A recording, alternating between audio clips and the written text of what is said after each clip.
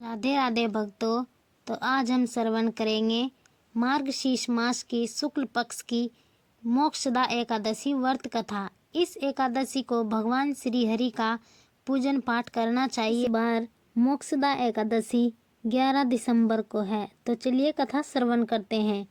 युधिष्ठिर बोले, हे देव देवेश, मुझे बड़ा संदेह है। इस कारण संसार के हित के लिए मैं आपसे पूछता हूँ, मार्गशीर्ष शुक्ल पक्ष की एकादशी का क्या नाम है? उसकी क्या विधि है? उसकी विधि मुझसे कहिए। श्री कृष्ण बोले, हे राजन, तुम्हारा प्रश्न बहुत सुंदर है। मार्गशीर्ष कृष्ण पक्ष की जो उत्पन्ना नाम की एकादशी है, वह सूर्य दैत्य को मारने के लिए मेरे शरीर से उत्पन्न हुई है, इसीलिए मुझको बहुत प्रिय है। हे राजतम, मैं तुम्हारे सामने चर अचर तीनों लोकों के हित के लिए उस एकादशी का वर्णन करूँगा। इसका नाम मोक्षदा है। यह सब पापों को हरने वाली है। इसमें दामोदर भगवान की अच्छी तरह पूजा करें। तुलसी की मंजरी और धूप दीप से अच्छी तरह भगवान की आराधना करें। हे राजेंद्र, मैं पुराण की कथा कहता हूँ, उसको सुनो। जिसके माता पिता पुत्र अधोगति में हो, वे इस कथा के पुण्य के प्रभाव से निसंदेह स्वर्ग को चले जाते हैं। हे राजन, वैष्णवों से सुशोभित चंपक नामक सुंदर नगर में प्रजा की पुत्र की तरह रक्षा करने वाला वैखानस नामक राजा था। एक दिन राजा ने शौपन में अधोगति को प्राप्त हुए अपने पिता को देखा। यह देखकर उसे बड़ा आश्चर्य हुआ। उसने ब्राह्मण से शौपन का वृतांत कहा। हे ब्राह्मण, मैंने शौपन में अपने पिता को नरक में पड़ा हुआ देखा है।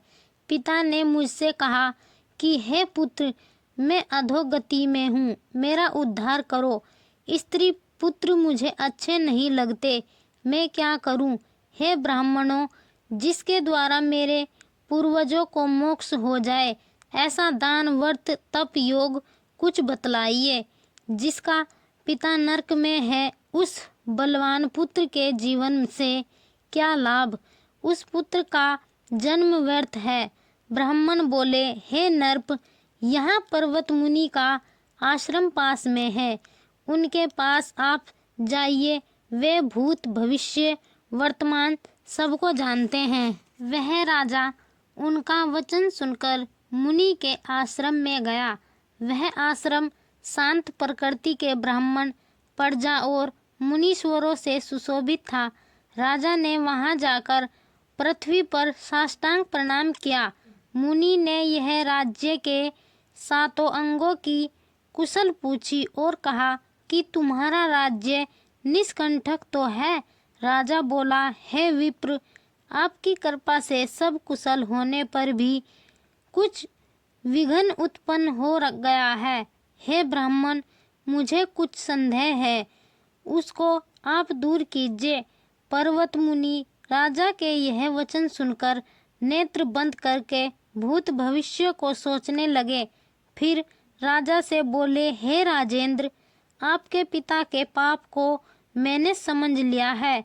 पूर्व जन्म में पत्नी के द्वेष से तुम्हारे पिता ने काम के वशीभूत होकर एक स्त्री को रति दी और दूसरी स्त्री के आग्रह करने पर भी ऋतुदान नहीं दिया। इस कर्म से वह नरक में पड़ा है।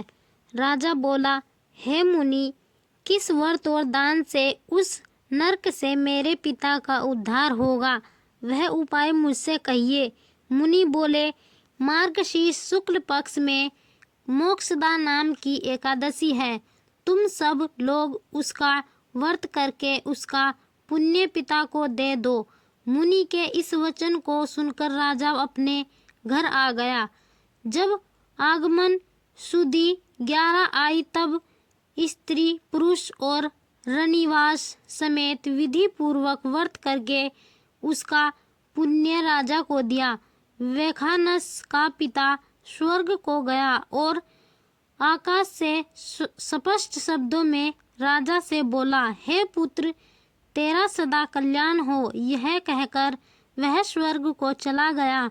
हे राजन, इस प्रकार जो इस मोक्षदा एकादशी का व्रत करता है उसके पाप दूर होते हैं। तो भक्तों, यह थी मोक्षदा एकादशी व्रत कथा। सफला एकादशी व्रत कथा श्रवण करने के लिए हमारा YouTube चैनल सब्सक्राइब जरूर करें। राधे राधे।